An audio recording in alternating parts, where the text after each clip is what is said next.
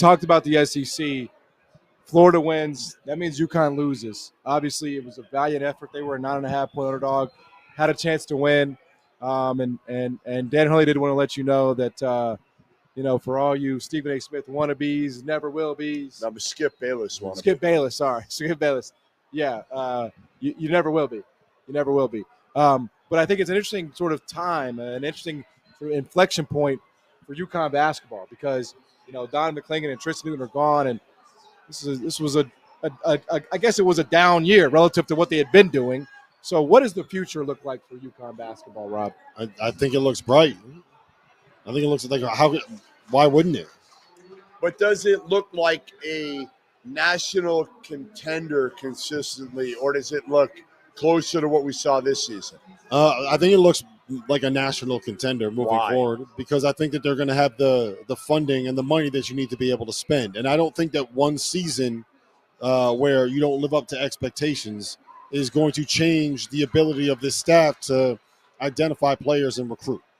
And I think that as long as you keep bringing in talent, as long as you're able to develop that talent, and as long as you have a coaching staff that knows how to run offense, I think you're going to be able to win a lot of basketball games, right? To me, part of the reason they were able to be in this game was the game plan that they had. Like it was, I was telling you this before, it was like playing against a football team that only wants to run the ball and runs the play clock down every single time, right? It takes the momentum out of the game. It takes the air out of the game. It makes it difficult for you to be able to get any kind of momentum, anything going on, any confidence going on. It takes you out of your rhythm. And combine that with the fact that they run all of this off-ball stuff and confuse teams, they're always going to be a nightmare in the tournament because they're impossible to prep for on short rest, on 36 hours. So when I think of this program now at Dan Hurley, I say to myself, I think as long as he keeps his staff, I think his staff is super important for Dan Hurley because Kamani Young and Luke Murray, Luke has worked for Dan before. Mm-hmm. They know him. I think if you start bringing in guys that don't know Dan Hurley, this could go badly. But they know what type of player. Now, they made a little bit of a mistake on Abe Mahaney, let's be honest.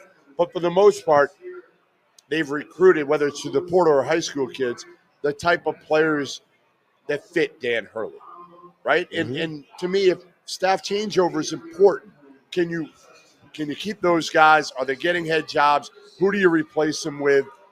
But I think it's not so important to be able to evaluate not only how good the player is, the humans, how it fits with Dan Hurley. Because let's face it, a lot of players can't handle playing for Dan Hurley. A lot of coaches can't handle coaching for Dan Hurley. He's just it's intense. There's a level of expectation that is exceptionally high in that program every single day. It's not just going to the games and executing. You got to do it in practice too. And like Mahaney was a miss. We've all kind of accepted that at this point, right?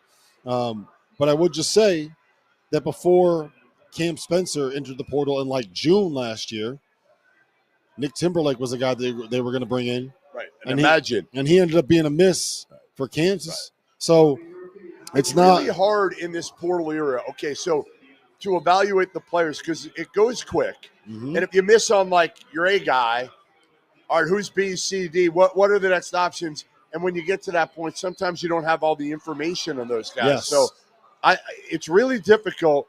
And that's where I think there's going to be a lot of this for every program, not just UConn, not just Kentucky, Arkansas, whoever it is.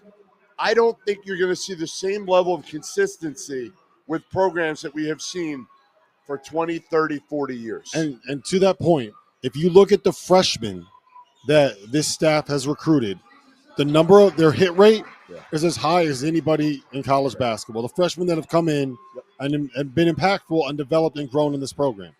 The transfers are not at the same hit rate because they don't have 3 years to figure out which one of these people can fit with what we need to be able to do. Sometimes you're just scrambling. And when you try to get all the information you can, you're calling other coaches. And unless you know them super well, they're going to lie to you. They're going to lie to you if you ask them, hey, what about this kid? How good a kid? Well, they're not going to throw him under the bus if they don't know you well. Yeah. Or if they want him back, they're going to say, yeah, he's a shithead. Right. Yep. Right? Yeah. Like, if you want to play, I think UConn, again, I would absolutely say, if you put a gun in my head, what's UConn going to look like in the next 3, 4, 5 years? I would say yes.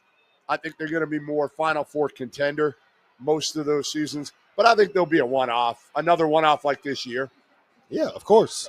It's going to programs are going to be much more turbulent in this era of college basketball than they've been in the past, and that's not a UConn thing; that's a college basketball thing. Yeah, well, it'll certainly be it'll be interesting to see sort of where they go. All right, what's next?